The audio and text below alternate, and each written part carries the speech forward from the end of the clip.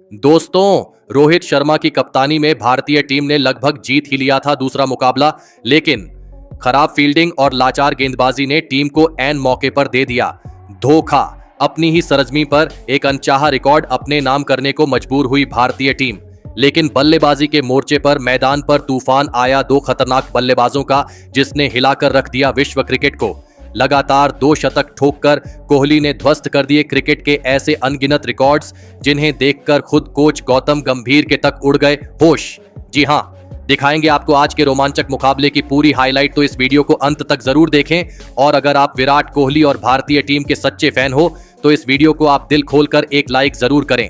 इस वीडियो का like target है 400 लाइक्स। दोस्तों, भारत और साउथ अफ्रीका के बीच खेले जा रहे 3 मैचों की वनडे श्रृंखला का दूसरा और एक और सांसें थमा देने वाला रोमांचक मुकाबला शहीद वीर नारायण सिंह इंटरनेशनल स्टेडियम रायपुर में खेला गया। इस मुकाबले की शुरुआत हुई साउथ अफ्रीका की टीम के टॉस जीतने से। कप्तान तेम्बा बावूमा ने बिना किसी हिचकिचाहट के टॉस जीतकर पहले गेंदबाजी का फैसला लिया और भारतीय टीम को बल्लेबाजी के लिए आमंत्रित किया। उसके बाद रन बरसाने के निडर इरादे से भारतीय टीम के 2 दिग्गज ओपनर बल्लेबाज मैदान में उतरे। यशस्वी जायसवाल और शानदार फॉर्म में चल रहे रोहित शर्मा के कंधों पर अपनी टीम को एक विस्फोटक ओपनिंग शुरुआत दिलाने की बहुत ही बड़ी जिम्मेदारी थी। तो वही साउथ अफ्रीका की तरफ से पारी का पहला ओवर लेकर नांद्रे बर्गर आए थे, लेकिन नांद्रे बर्गर की पहली ही गेंद पर यशस्वी जायसवाल ने एक लाजवाब ड्राइव खेलकर गेंद को बाउंड्री लाइन के पार पहुंचाया। पहले ही गेंद से भारतीय बल्लेबाजी में आक्रामक रवैया साफ झलक रहा था। बर्गर पहले ही ओवर में अपनी लाइन और लेंथ से पूरी तरह भटके हुए नजर आए, जिस वजह से इस ओवर की दूसरी गेंद पर वाइड के साथ भारतीय टीम को एक चौका भी मिला था। तो वही इस ओवर की अंतिम गेंद पर यशस्वी जायसवाल बाल बाल बच गए और गेंद का अंदरूनी किनारा लगकर वह गेंद चौके के लिए चली गई। गेंद स्टंप से ज्यादा दूर नहीं थी। इस पहले ओवर से 14 रन भारतीय टीम को मिल चुके थे। अब इस पारी का दूसरा ओवर डालने लुंगी एनगिडी आए थे, जिन्होंने शुरुआत ही 3 वाइड डालकर की थी। साउथ अफ्रीका की गेंदबाजी शुरुआत से ही परेशानी में थी, जिसका फायदा भारतीय बल्लेबाजी पूरी तरह उठा रही थी। दूसरे छोर पर रोहित शर्मा शुरुआत में थोड़े खामोश थे, लेकिन जैसे ही पारी का 5वां ओवर डालने नांद्रे बर्गर उनके सामने आए, रोहित शर्मा ने अपनी खामोशी तोड़ दी और इस ओवर की पहली 3 गेंदों पर 3 जबरदस्त चौके लगाकर रोहित शर्मा अब अपने असली रंग में आ चुके थे। लेकिन नांद्रे बर्गर ने इसी ओवर में शानदार वापसी की और चौकों की हैट्रिक लगाने वाले रोहित शर्मा को क्विंटन डी कॉक के हाथों कैच आउट करा दिया। रोहित शर्मा 8 गेंद में 14 रन बनाकर आउट हुए। रोहित भले ही आउट हो चुके थे, लेकिन भारतीय टीम को एक तूफानी शुरुआत देकर पवेलियन लौटे थे। अब मैदान पर एंट्री हो रही थी विश्व के सबसे महान बल्लेबाज यानी विराट कोहली की, लेकिन कोहली ने आते ही एक अलग ही रवैया मैदान पर दिखाया। लुंगी एनगिडी के खिलाफ एक खतरनाक पुल शॉट खेलकर विराट ने गेंद को सीधे दर्शकों के बीच पहुंचा दिया था। विराट कोहली का यह आक्रामक रवैया साउथ अफ्रीका के लिए खतरे की घंटी था। अगले ही ओवर में यशस्वी जायसवाल ने भी विकेट टेकर नांद्रे बर्गर की गेंदबाजी पर कमाल का पुल शॉट खेला और गेंद को मैदान के बाहर पहुंचा दिया। अब यशस्वी जायसवाल और विराट कोहली के बीच एक महत्वपूर्ण साझेदारी पनपने लगी थी, लेकिन जैसे ही यह साझेदारी जमती हुई दिखी, कप्तान तेम्बा बावूमा ने गेंदबाजी में बदलाव किया और ऊंचे कद के मार्को यानसन को गेंद थमाई। लेकिन यानसन का स्वागत भी विराट कोहली ने मिड विकेट की तरफ एक लाजवाब फ्लिक शॉट खेलकर चौका हासिल करके किया था। तो वही अब दूसरे छोर से स्पिन गेंदबाजी की भी शुरुआत हो चुकी थी। यानसन के साथ केशव महाराज भारतीय बल्लेबाजों के सामने खड़े थे, लेकिन केशव महाराज की गेंदबाजी पर यशस्वी थोड़े अतरंगी शॉट खेलते हुए नजर आए। वह अपने स्ट्राइक रेट को बढ़ाने की पूरी कोशिश कर रहे थे, लेकिन उनके मनचाहे शॉट लग नहीं रहे थे। और फिर इसी का फायदा उठाते हुए पारी के 10वें ओवर में गेंदबाजी पर आए मार्को यानसन ने एक जबरदस्त शॉट गेंद डाली, जिस पर जायसवाल फंस गए और कॉर्बिन बॉश के हाथों कैच आउट हो गए। यशस्वी जायसवाल 38 गेंद में 22 रन बनाकर आउट हुए। यानसन ने अपनी हाइट का बेहतरीन इस्तेमाल करते हुए भारतीय टीम के सेट बल्लेबाज का शिकार कर लिया था। भारतीय टीम के दोनों ही ओपनर बल्लेबाज अब मैदान से बाहर भेज दिए गए थे। अब बल्लेबाजी के लिए ऋतुराज गायकवाड़ आए, लेकिन गायकवाड़ को आते ही पहली गेंद मार्को यानसन ने एक खतरनाक शॉट गेंद डाली, जो उनके ग्लव्स पर लगी और किस्मत से चौके के लिए चली गई। मार्को यानसन इस मुकाबले में जबरदस्त लय में गेंदबाजी कर रहे थे। विकेट के बाद भारतीय रन गति में थोड़ी गिरावट देखने को मिली। साउथ अफ्रीका की गेंदबाजी भारतीय टीम की रन बनाने की गति पर अंकुश लगाने में सफल हो रही थी। मार्को यानसन लगातार छोटी गेंदों का इस्तेमाल कर रहे थे, जिसमें ऋतुराज गायकवाड़ थोड़ा फंसते नजर आ रहे थे, लेकिन किस्मत के धनी ऋतुराज बचते जा रहे थे और रन बटोरते जा रहे थे। इसी के चलते विराट कोहली के साथ उनकी एक महत्वपूर्ण साझेदारी जमने लगी थी। लेकिन फिर जैसे ही ऋतुराज गायकवाड़ की आंखें मैदान में सेट हो गईं, वैसे ही रनिंग बिटवीन द विकेट बहुत ही ज्यादा समझदारी भरी नजर आने लगी। दोनों ही बल्लेबाज अपने फिटनेस का बेहतरीन नमूना अफ्रीकी गेंदबाजी के सामने पेश कर रहे थे और भारतीय टीम के स्कोरबोर्ड को रुकने नहीं दे रहे थे। बिना किसी जोखिम के दोनों ही बल्लेबाज रन बनाते हुए नजर आ रहे थे और फिर इसी बीच दोनों की एक कमाल की अर्धशतकीय साझेदारी पूरी हो चुकी थी। साउथ अफ्रीका की टीम अब एक बड़ी मुसीबत में थी। विराट कोहली और ऋतुराज गायकवाड़ की यह साझेदारी साउथ अफ्रीका के गेंदबाजों के छक्के छुड़ा रही थी। इसी बीच विराट कोहली ने सीधे सामने एक जबरदस्त चौका लगाकर साउथ अफ्रीका के गेंदबाजों पर दबाव और भी ज्यादा बढ़ा दिया, जिस वजह से कप्तान तेम्बा बावुमा ने दबाव में आकर एडन मार्करम को गेंदबाजी पर लगाने का फैसला लिया। लेकिन मार्करम के खिलाफ भी विराट कोहली का आक्रामक रवैया नहीं बदला और मार्करम के इस ओवर की 5वीं गेंद पर उन्होंने एक तमाचा लगाने जैसा चौका जड़ा। विराट कोहली और ऋतुराज गायकवाड़ अपनी बेहतरीन फिटनेस का इस्तेमाल करते हुए एक रन को 2 रनों में बदल रहे थे और मौके मिलने पर ये दोनों बल्लेबाज बड़े शॉट खेलने से बिल्कुल नहीं चूक रहे थे। इसी बीच गेंदबाजी पर आए एडन मार्करम के एक ओवर में ऋतुराज गायकवाड़ ने अपना शानदार अर्धशतक पूरा किया। यह उनके लिए बहुत बड़ी राहत थी। पहले मिले कई मौकों के बाद आज ऋतुराज ने पहली बार अपनी काबिलियत साबित की थी, तो वही किंग कोहली भी कहां पीछे रहने वाले थे। उन्होंने भी उसके अगले ही ओवर में अपने अंतरराष्ट्रीय करियर का एक और कमाल का अर्धशतक साउथ अफ्रीका की गेंदबाजी के खिलाफ लगा दिया। विराट कोहली और ऋतुराज गायकवाड़ की यह साझेदारी अब शतकीय आंकड़ा पार कर चुकी थी। साउथ अफ्रीका की गेंदबाजी और कप्तान तेम्बा बावुमा पूरी तरह हताश थे और इस साझेदारी को तोड़ने के लिए हर प्रयास कर रहे थे। लेकिन अर्धशतक लगाने के बाद तो दोनों खिलाड़ी और भी ज्यादा घातक बल्लेबाजी कर रहे थे। पारी का 28वां ओवर डालने आए साउथ अफ्रीका के सबसे अनुभवी स्पिनर केशव महाराज के खिलाफ ऋतुराज गायकवाड़ ने अपने बल्ले की असली धार दिखाई। इस ओवर में 2 चौके और एक आसमानी छक्का लगाकर ऋतुराज ने पूरे 16 रन इस ओवर से बटोर लिए। यह साझेदारी अब लगातार मजबूत होती जा रही थी। विराट कोहली भी खराब गेंद को सही नसीहत देते हुए बाउंड्री पार पहुंचा रहे थे। पारी के 34वें ओवर में तो गेंदबाजी पर आए कॉर्बिन बॉश की पहली ही गेंद पर एक जबरदस्त चौका विराट कोहली के बल्ले से देखने को मिला था, जिसने सबको हैरान कर दिया था। लेकिन अब सभी की निगाहें ऋतुराज गायकवाड़ की तरफ थीं, क्योंकि वह अपने पहले अंतरराष्ट्रीय शतक से चंद ही कदम दूर थे। और फिर कॉर्बिन बॉश के इसी ओवर में ऋतुराज गायकवाड़ ने वह कारनामा भी करके दिखाया और एक शानदार शॉट के साथ ऋतुराज गायकवाड़ ने अपने वनडे अंतरराष्ट्रीय करियर का पहला शतक इस महामुकाबले में जड़ दिया। मैदान तालियों की गड़गड़ाहट से गूंज उठा। विराट कोहली इस शतक के लिए ऋतुराज से ज्यादा खुश नजर आ रहे थे और दौड़कर उन्होंने ऋतुराज को गले लगा लिया था। मगर शतक लगाने के तुरंत बाद गेंदबाजी पर आए मार्को यानसन ने एक बार फिर पलटवार किया और उन्होंने छोटी गेंद पर ऋतुराज गायकवाड़ को फंसा लिया और टोनी डी जॉर्जी के हाथों कैच आउट करा दिया। ऋतुराज गायकवाड़ 83 गेंदों में 105 रनों की एक अद्भुत पारी खेलकर आउट हुए। मार्को यानसन ने भारतीय टीम की 195 रनों की विशाल साझेदारी को तोड़ दिया था। अब बल्लेबाजी के लिए कप्तान केएल राहुल आए और राहुल ने आते ही केशव महाराज के खिलाफ शानदार चौका लगाकर अपना खाता खोला और फिर मार्को यानसन के खिलाफ भी एक आसमानी छक्का भारतीय कप्तान ने लगाया। कप्तान राहुल बहुत ही ज्यादा खतरनाक दिख रहे थे, लेकिन तभी पूरा मैदान विराट कोहली के नाम से गूंज उठा, क्योंकि विराट कोहली 99 रनों पर बल्लेबाजी कर रहे थे। वह इतिहास रचने से केवल 1 रन दूर थे।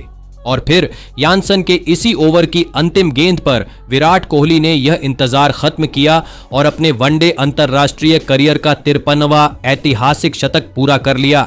विराट कोहली के इस शतक के लिए खुद कोच गौतम गंभीर भी खड़े होकर ताली बजाने से खुद को रोक नहीं पाए। लेकिन एक छोर से केएल राहुल भी नहीं रुक रहे थे। उन्होंने इसी बीच एक और चौका लगा दिया था, लेकिन तभी उसके अगले ओवर में गेंदबाजी पर आए लुंगी एनगिडी ने शानदार वापसी करते हुए शतकवीर विराट कोहली को एडन मार्करम के हाथों कैच आउट करा दिया।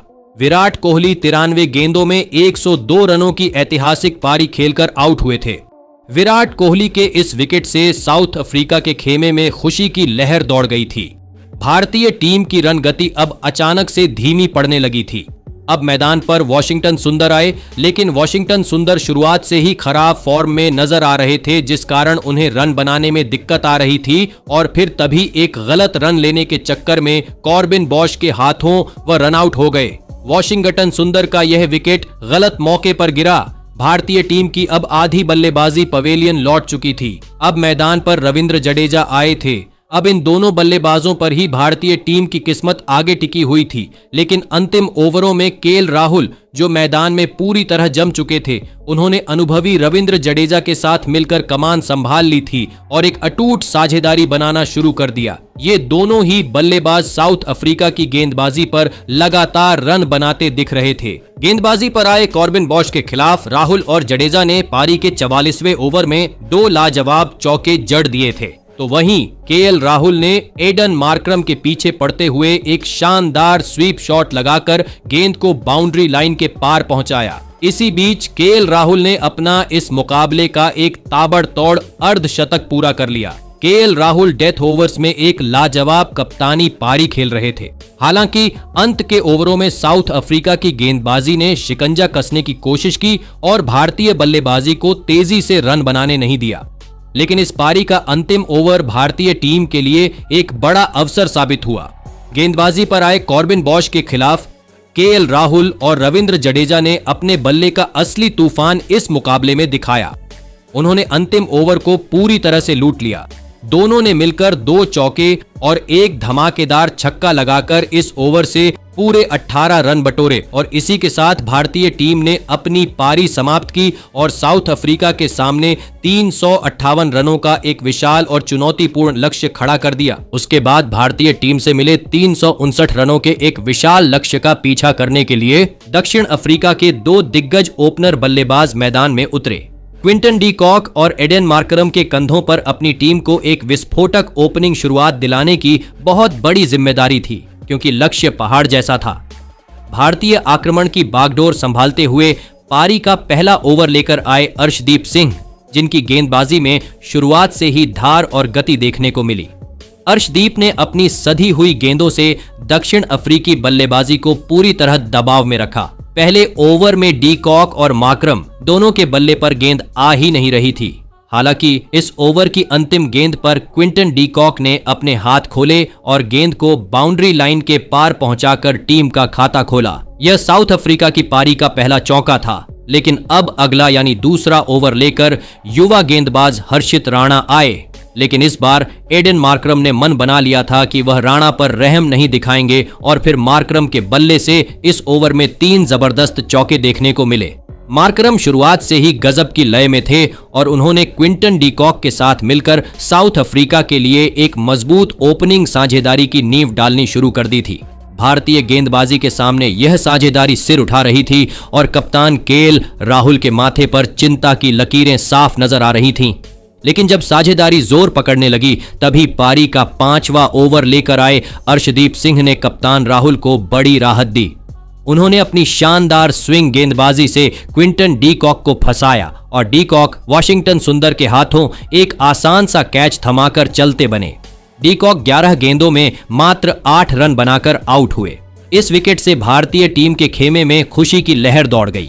दक्षिण अफ्रीका की ओपनिंग साझेदारी टूटने के बाद कप्तान तेम्बा बावूमा बल्लेबाजी के लिए आए। डी कॉक के आउट होने के बावजूद एडन मार्करम का खतरा अभी भी मैदान पर मौजूद था। वह अपने अनुभव का पूरी तरह से इस्तेमाल करते हुए भारतीय गेंदबाजी को कड़ी टक्कर दे रहे थे। एक बार फिर गेंदबाजी पर आए हर्षित राणा के ओवर में मार्करम ने एक शानदार चौका लगाकर जता दिया कि वह हार मानने वाले नहीं हैं। दूसरी ओर तेम्बा बावूमा भी अब पूरी तरह से उनका साथ निभाने लगे थे। इस साझेदारी को तोड़ने के लिए कप्तान केएल राहुल ने गेंदबाजी में बदलाव किया और प्रसिद्ध कृष्णा को पारी के 9वें ओवर में लगाया। लेकिन प्रसिद्ध कृष्णा के इस ओवर की दूसरी ही गेंद पर बावुमा ने शानदार ड्राइव पर गेंद को बाउंड्री लाइन के पार पहुंचा दिया। तो वही फिर इस ओवर की अंतिम गेंद पर एडन मार्करम की असली ताकत देखने को मिली। उन्होंने एक धमाकेदार छक्का प्रसिद्ध कृष्णा के खिलाफ लगाकर मैदान में मौजूद दर्शकों में सन्नाटा बना दिया था।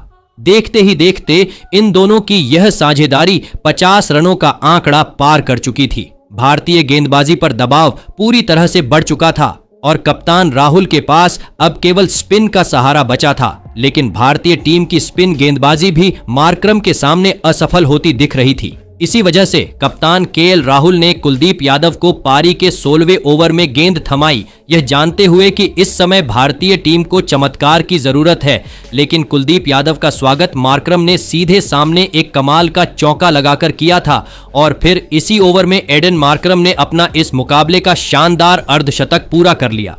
उनकी बल्लेबाजी भारतीय टीम के लिए अब एक बहुत बड़ा खतरा बन चुकी थी। कप्तान बावुमा और एडन मार्करम दोनों ही अब मैदान में पूरी तरह से सेट हो चुके थे और भारतीय गेंदबाजी के लिए लगातार परेशानियां खड़ी करते जा रहे थे।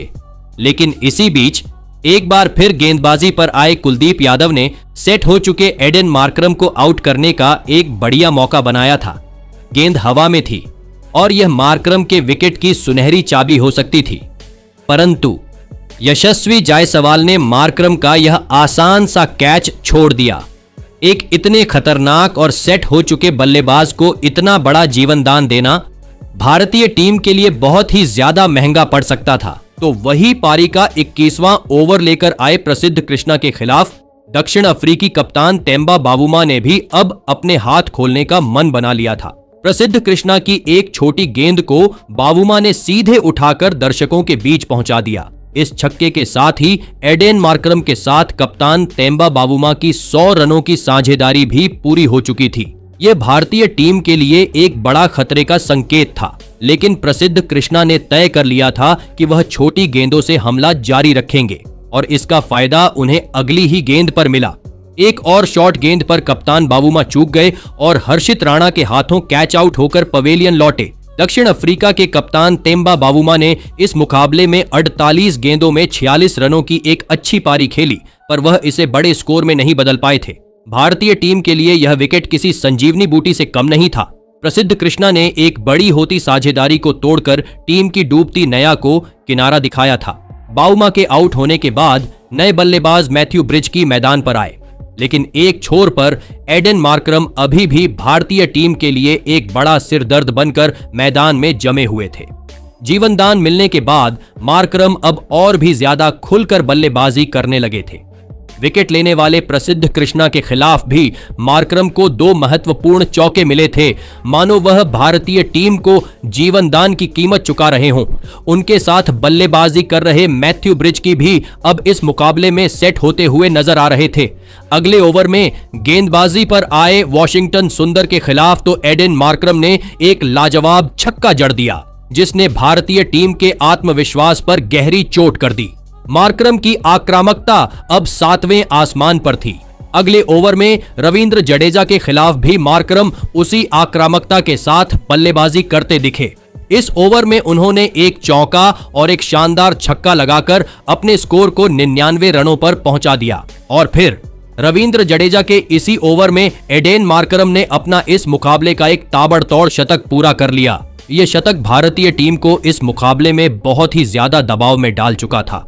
भारतीय टीम मार्करम को वह जीवनदान देकर अब हाथ मल रही थी और पछतावे की आग में झुलस रही थी। मैथ्यू ब्रिजकी के साथ भी एडन मार्करम की यह साझेदारी अब 50 रनों का आंकड़ा पार कर चुकी थी। भारतीय टीम के हाथ से अब यह मुकाबला फिसलता नजर आ रहा था। किसी न किसी गेंदबाज को अब आगे आकर इस साझेदारी को तोड़ना बहुत ही ज्यादा जरूरी हो चुका था, नहीं तो परिणाम कुछ और हो सकता था। लेकिन अब मैदान में दक्षिण अफ्रीका की बल्लेबाजी से ज्यादा ओस भारतीय गेंदबाजों की सबसे बड़ी दुश्मन साबित हो रही थी। गेंद गीली होने के कारण भारतीय गेंदबाजों को गेंदबाजी करना बहुत ही मुश्किल हो रहा था और एडन मार्करम इस स्थिति का पूरी तरह से फायदा उठा रहे थे। लेकिन तभी गेंदबाजी पर आए हर्षित राणा ने एक कमाल कर दिया। राणा ने अपनी गेंद की गति में अचानक बदलाव किया। उन्होंने एक धीमी गति की छोटी गेंद फेंकी जिस पर मार्करम फंस गए। बल्ले और गेंद का तालमेल बिगड़ा और वह ऋतुराज गायकवाड़ के हाथों कैच आउट हो गए। शतकवीर एडन मार्करम इस मुकाबले में 98 गेंदों में 110 रनों की एक गजब की पारी खेलकर आउट हुए। आखिरकार भारतीय टीम को वह विकेट मिल चुका था जिसका वे बेसब्री से इंतजार कर रहे थे। हर्षित राणा ने एक बहुत ही बड़ी सफलता अपनी टीम को दिलाकर मैच में जान फूंक दी थी। अब मैदान पर डेवॉल्ट ब्रेविस आए थे, लेकिन सेट हो चुके मैथ्यू ब्रिजकी के साथ मिलकर नए बल्लेबाज डेवॉल्ट ब्रेविस ने भी एक और साझेदारी की नींव डालनी शुरू कर दी थी। भारतीय गेंदबाजी जो पहले से ही तकलीफ में दिख रही थी, उसके खिलाफ लगातार साझेदारियां जंगल की आग की तरह फैलती जा रही थीं और दक्षिण अफ्रीका के लिए रन लगातार बन रहे थे। शानदार रनिंग बिटवीन द विकेट और भारतीय टीम की खराब फील्डिंग, ये दोनों दक्षिण अफ्रीकी बल्लेबाजों के लिए सोने पर सुहागा साबित हो रही थीं। इसी बीच गेंदबाजी पर आए कुलदीप यादव के खिलाफ डेवॉल्ट ब्रेविस के बल्ले से एक जबरदस्त छक्का देखने को मिला, मानो उन्होंने कुलदीप को सीधे चुनौती दी हो। भारतीय टीम अब फिर एक बार मुसीबत के दलदल में फंस चुकी थी। विकेट लेने में भारतीय गेंदबाज पूरी तरह असफल हो रहे थे, तो वही ओस के कारण उनका गेंद पर नियंत्रण भी ढीला पड़ चुका था, जिसने उनकी मुश्किलें और भी ज्यादा बढ़ा दी थीं। तो वही ओस का फायदा उठाते हुए ब्रेविस और ब्रिजकी की यह जोड़ी रन बनाने से बिल्कुल भी नहीं चूक रही थी और बड़े शॉट आसानी से खेलती जा रही थी। भारतीय गेंदबाजी अब हताश होकर विकेट ढूंढ रही थी, लेकिन इसी बीच इन दोनों की यह साझेदारी भी 50 रनों की हो चुकी थी। दक्षिण अफ्रीका का हर एक बल्लेबाज भारतीय गेंदबाजी को कड़ी टक्कर दे रहा था। भारतीय गेंदबाजी पूरी तरह से असफल दिख रही थी। और फिर इसी बीच मैथ्यू ब्रिजकी ने इस मुकाबले का एक महत्वपूर्ण अर्धशतक पूरा कर लिया। अब यह दोनों ही बल्लेबाजा इस मुकाबले को दक्षिण अफ्रीका की तरफ मोड़ते जा रहे थे। तभी गेंदबाजी पर आए हर्षित राणा के खिलाफ डेवॉल्ट ब्रेविस ने 2 शानदार छक्के लगाकर भारतीय टीम के होश उड़ा दिए। तो वही अगले ओवर में कुलदीप यादव के खिलाफ एक और छक्का लगाकर डेवॉल्ट ब्रेविस ने भी अपना कमाल का अर्धशतक पूरा कर लिया। डेवॉल्ट ब्रेविस ने इस मुकाबले में भारतीय टीम की हालत बहुत ज्यादा खराब कर दी थी, लेकिन कुलदीप यादव ने अपने इस ओवर में अपनी स्पिन के जाल में अर्धशतक लगाने वाले और खतरनाक बल्लेबाजी कर रहे डेवॉल्ट ब्रेविस को फंसा लिया और उन्हें यशस्वी जायसवाल के हाथों कैच आउट करवा दिया। डेवॉल्ट ब्रेविस 34 गेंदों में 54 रनों की तूफानी पारी खेलकर आउट हुए। ऐसा लग रहा था कि विकेट लेने में भारतीय टीम ने काफी देर कर दी। दक्षिण अफ्रीका की टीम मुकाबले में जीत के बहुत नजदीक पहुंच चुकी थी। यहां से अब कोई चमत्कार ही भारतीय टीम को इस मुकाबले में जीत दिला सकता था। अब मैदान पर टोनी डी जॉर्जी आए थे और उन्होंने आते ही कुलदीप यादव की इस पारी की अंतिम गेंद पर एक शानदार छक्का लगाकर भारतीय टीम के मनोबल को और एक चोट पहुंचाई।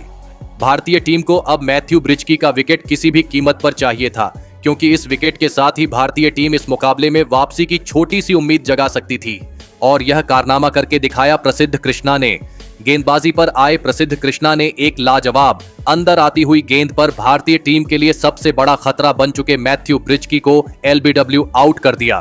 ब्रिजकी 64 गेंदों में 68 रन बनाकर आउट हुए। भारतीय टीम को इस मुकाबले में एक अनमोल सफलता मिल चुकी थी। यहां से अब मुकाबले में वापस आने की एक छोटी सी किरण भारतीय टीम की जगने लगी थी। अब मैदान पर मार्को यान्सन आए। विकेट के बाद भारतीय गेंदबाजी में अब एक अलग ही ऊर्जा और जोश देखने को मिल रहा था। और फिर तभी गेंदबाजी पर आए अर्शदीप सिंह ने मार्को यान्सन को ऋतुराज गायकवाड़ के हाथों कैच आउट कर दिया। मार्को यान्सन मात्र 2 रन बनाकर आउट हुए। दक्षिण अफ्रीका को जीत के लिए अब ज्यादा रन नहीं चाहिए थे, लेकिन भारतीय गेंदबाजी अब अपने असली रंग में वापसी कर रही थी, जिसने दक्षिण अफ्रीका की टीम पर भी दबाव बढ़ा दिया था। अब बल्लेबाजी के लिए कॉर्बिन बॉश आए और उन्होंने आते ही एक लाजवाब चौका लगाकर अपना खाता खोला।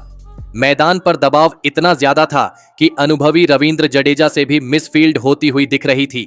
इसी बीच मांसपेशियों में खिंचाव के चलते Tony de Zorzi retired hurt होकर मैदान से बाहर चले गए। भारतीय टीम के लिए यह एक बेहतरीन मौका था, क्योंकि एक सेट होने वाला बल्लेबाज मैदान से बाहर जा रहा था। अब मैदान पर केशव महाराज आए, लेकिन अब आखिरी 4 ओवरों में दक्षिण अफ्रीका को जीत के लिए 8 रनों की जरूरत थी। पारी का 47वां ओवर लेकर आए अर्शदीप सिंह ने बहुत ही किफायती गेंदबाजी करते हुए केवल 3 रन दिए, जिससे आखिरी 3 ओवरों में 15 रन अफ्रीकी टीम को चाहिए थे। भारतीय टीम को यहां से कोई चमत्कार ही जीत दिला सकता था। लेकिन अब अगला ओवर डालने आए हर्षित राणा, लेकिन उनकी इस ओवर में केशव महाराज तक आसानी से रन ले पा रहे थे। भारतीय फील्डरों में आत्मविश्वास की कमी साफ तौर पर झलक रही थी। भारतीय टीम के खिलाड़ियों के कंधे झुके हुए दिख रहे थे, मानो उन्होंने पहले ही हथियार डाल दिए हों। इस ओवर से भी 7 रन आने के बाद अब आखिरी 2 ओवरों में सिर्फ 8 रनों की जरूरत विरोधी टीम को थी। मुकाबला पूरी तरह दक्षिण अफ्रीका के हाथ में था। पारी का 49वां ओवर अर्शदीप सिंह डालने आए, लेकिन अर्शदीप सिंह भी अपने इस ओवर में केशव महाराज और कॉर्बिन बॉश की जोड़ी को नहीं रोक पाए और इस ओवर से 5 रन साउथ अफ्रीका को मिले। अब आखिरी ओवर में दक्षिण अफ्रीका को जीत के लिए सिर्फ 3 रन चाहिए थे और फिर अंतिम ओवर तक चले इस मुकाबले में अंत में दक्षिण अफ्रीका की टीम ने बाजी मार ली और अपने घर से बाहर एक सबसे विशाल लक्ष्य को सफलतापूर्वक पूरा करके भारतीय टीम को 4 विकेट से मात दे दी। दोस्तों, भारतीय टीम ने इस मुकाबले में सभी को बहुत ही ज्यादा निराश किया। बल्लेबाजी के गजब के प्रदर्शन के चलते एक विशाल लक्ष्य भारतीय टीम हासिल किया था, जिसको पूरी तरह से भारतीय टीम के फील्डरों और भारतीय टीम की गेंदबाजी ने धूल में मिला दिया। अब श्रृंखला बराबरी पर आ चुकी है। देखना रोमांचक होगा कि क्या भारतीय टीम इस वनडे श्रृंखला का अंतिम मुकाबला जीत पाएगी या नहीं। लेकिन दोस्तों, आपके हिसाब से कौन सा खिलाड़ी रहा इस शर्मनाक हार का जिम्मेदार? क्या थी वह गलती जिस कारण भारतीय टीम जीत नहीं पाई? आप अपनी राय नीचे कमेंट में देना बिल्कुल भी ना भूलें। धन्यवाद।